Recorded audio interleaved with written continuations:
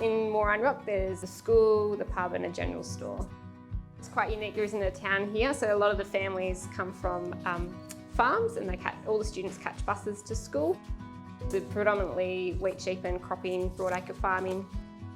Circuit breakers is a very important program to schools like ours, particularly as we're very small in number, but also quite remote geographically and isolated from other towns and other small schools. Little street lights.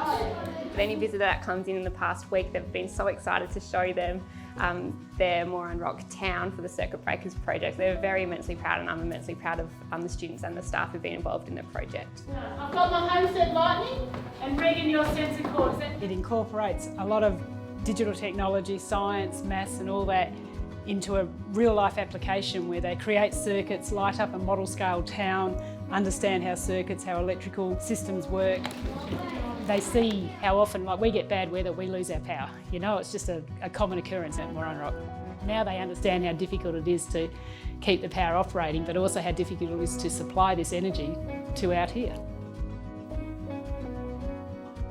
Strange.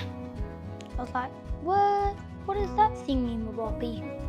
A microbit is like a mini computer that you can code to make all these flashing lights, like music, games.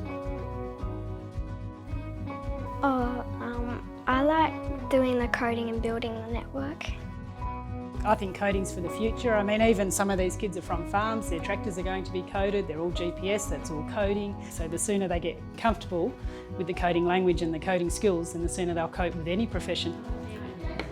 I'm one of the parents of two girls in the senior room that participated in the Circuit Breakers project. And having two girls, I think it's been great that the STEM development has kind of opened their eyes. I've got an 8-year-old who came home last night and said she would think about becoming an electrician. So there you go, that's something that she probably wouldn't have thought of before. On Friday we head down to Perth. We're very fortunate, we're a small school. All the dads are harvesting, but the mothers are taking them down. We're going to Western Power, so to the head office, so they're actually going to see even more of how this electrical supply happens to our area. And then we go to the science fair where we will display and present our network along with all the other schools.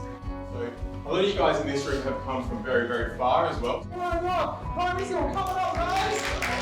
This electricity will be powered by wind and solar energy. Thank you so much.